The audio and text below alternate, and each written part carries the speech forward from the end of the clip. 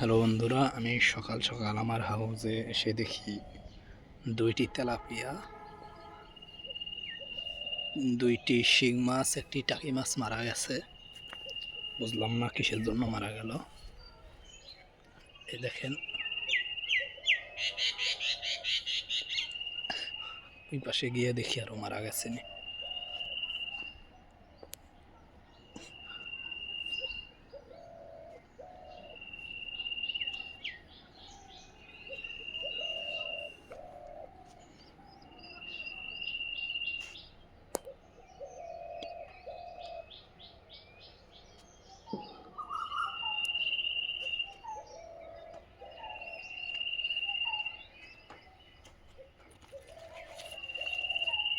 না, ওইগুলাই মারা গেছে, আর যায় নাই।